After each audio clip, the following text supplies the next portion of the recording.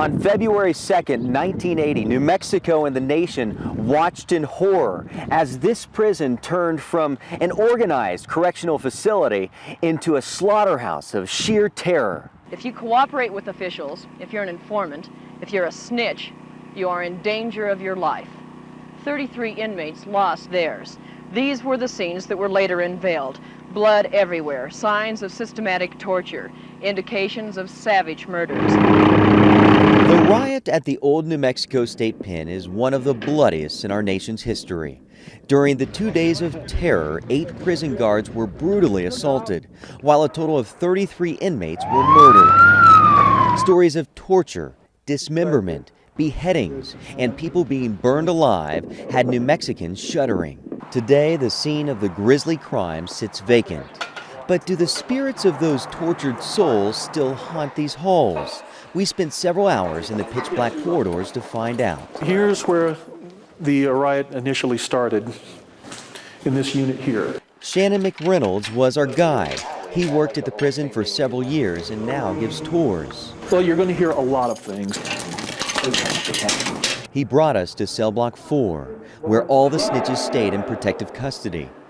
During the riot, this is where most of the murders happened, and the scars are here to prove it. Had to be pretty hot when you think of the amount of heat that you have to generate in order to consume a body. A burn mark where an inmate perished at the mercy of a blowtorch sends shivers down our spines.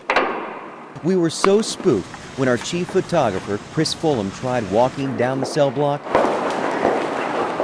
His nerves stopped him in his tracks.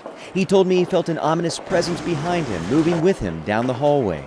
Seriously creeped out, we decided to leave. At least, that's what we tried to do. But our night was about to get a lot more interesting. Fingerprints match.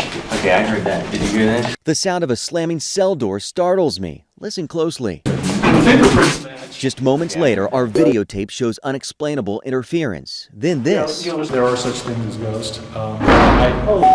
Another door slams behind us. At the same time, the batteries to one of our audio recorders die.